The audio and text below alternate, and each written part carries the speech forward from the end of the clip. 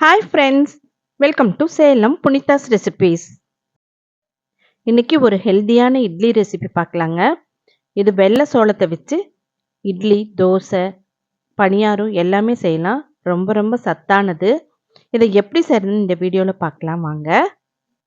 இந்த இட்லி செய்கிறதுக்கு 1/2 கிலோ வெள்ளை சோளம் எடுத்துகிட்டு இருக்கேன். இதை நல்லா வாஷ் பண்ணிக்கணும். இதை குறைஞ்சபட்சம் 6 மணி நேரமாவது ஊறணும். இது கூடவே நம்ம இட்லி அரிசி, இது பாதி அளவு சேர்த்துக்கணும். நான் இதில் 300 கிராம் சேர்த்துக்கிறேன். 1/2 கிலோவுக்கு 1/2 கிலோ இட்லி அரிசியே சேர்த்தலாம்.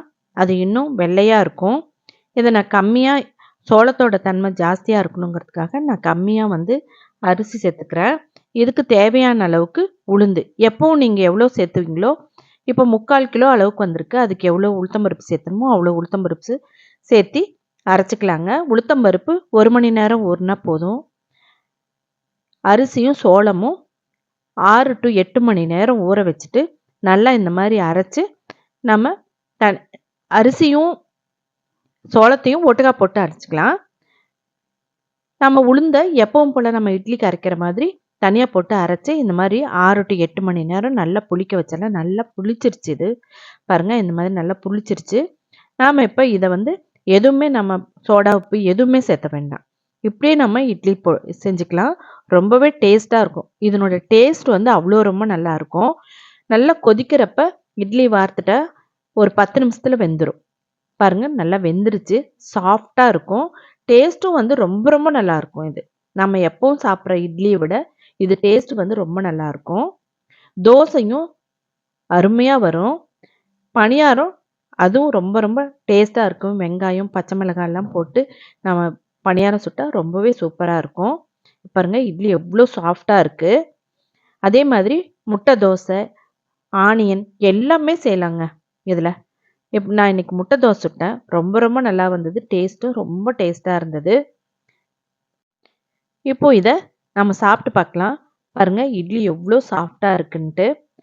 ரொம்பவே நல்லாயிருக்கும் இந்த இட்லி. நாம் இந்த இட்லி கூட தக்காளி சட்னி, கார சட்னி, புதினா சட்னி, கொத்தமல்லி சட்னி, இல்லை தேங்காய் சட்னி, இந்த மாதிரி எல்லாத்துக்குமே இந்த இட்லி சூட் ஆகும். நான் இன்றைக்கி தக்காளி சாம்பார், தேங்காய் சட்னி வச்சு பரிமாறி இருக்கேன். தக்காளி சாம்பாரும் ரொம்ப நல்லாயிருக்கும். இந்த தக்காளி சாம்பாரோட சட்னியை வச்சு இட்லி சாப்பிட்டாவே ரொம்ப நல்லாயிருக்கும். இந்த இட்லிக்கு ரொம்பவே சூப்பராக இருக்கும். பாருங்கள், இட்லி எவ்வளோ சாஃப்டாக இருக்குது. இப்போ நம்ம சாப்பிட்டு பார்க்கலாம் சட்னி சாம்பாரோட எப்படி இருக்குன்னு. நல்லா சாம்பாரோட டிப் பண்ணிக்கலாம்.